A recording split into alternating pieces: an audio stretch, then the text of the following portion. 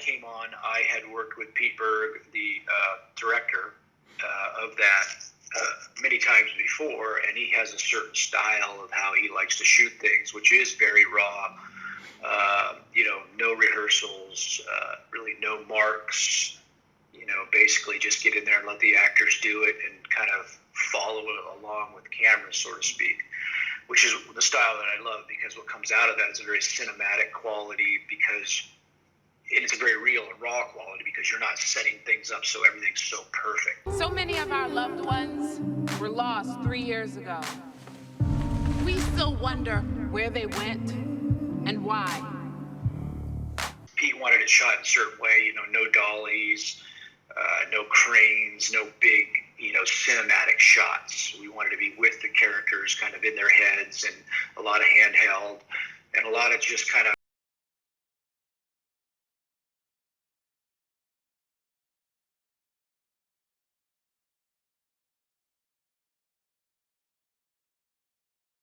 overly done. It wasn't like, oh, well, now we've got our wide shot, now we need our medium shot, and then we need our close-up. It was never like that. Yeah. If the close-up got it, great, move on. If the medium shot got it, great, move on, So that's very freeing, because then you're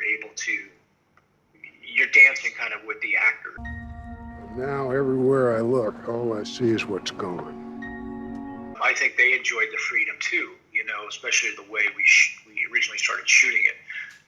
Was very freeing for them. They didn't, what do you mean I don't have to hit a mark? No, you can walk over there if you want, we'll follow you. Yeah. You do whatever you feel is natural, Yeah. And they love that.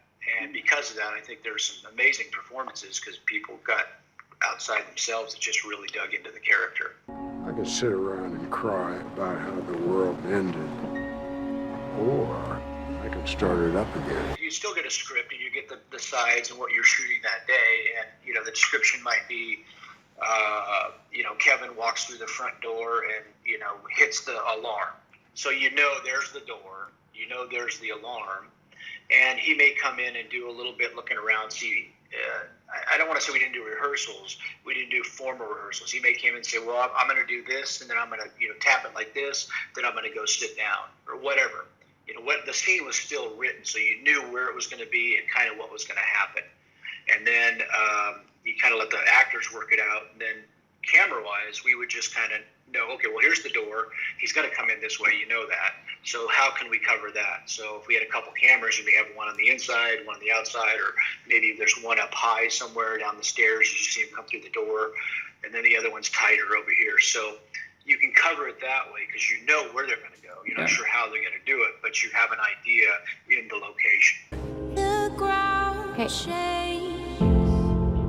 We ought to invite them over for dinner tonight. You're gonna work on your birthday. Just being neighborly. A lot of it obviously is the lighting, because that really shows the emotion, and you feel somebody through the lighting. So a lot of times, that show was pretty heavy at nights. So I never overlit anything. I made it look natural. Like this particular instance I talked about, if he comes through his front door, I think in this location, he had just a small lamp on the side on the table.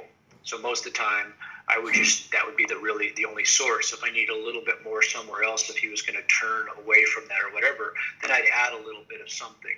Yeah. But I never made it like a huge production where I've got to hang lights here, or put a light, I saw what was going on ahead of time, and would do a little bit of lighting there to give that emotion of what was happening. Yeah. So lighting is obviously the key to a lot of how a scene feels emotionally and what that character's doing. But sometimes it's also in, the lenses you choose. And I like doing a lot of things where, somebody's going to come up and, for instance, grab the gun off the table or whatever. I like being focused on the gun and just see somebody come soft in the background.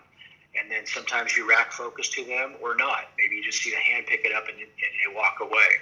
Because normally you know who that character is anyway. You've seen him a million times, so you don't have to, be focused. But I think that kind of storytelling leads to a lot of that where the viewer can kind of make up something in their own mind too, what's going on. Yeah. So I think, a lot of that choice, whether it's a really long lens or, extremely wide lens up close, some of those things. So with the leftovers, we try to do a lot of that stuff. I try to do a lot of funky stuff where the focus was really soft or split focus. I use a lot of split diopters where there'd be some stuff sharp in the foreground and sharp in the background, which just kind of gave it an interesting look.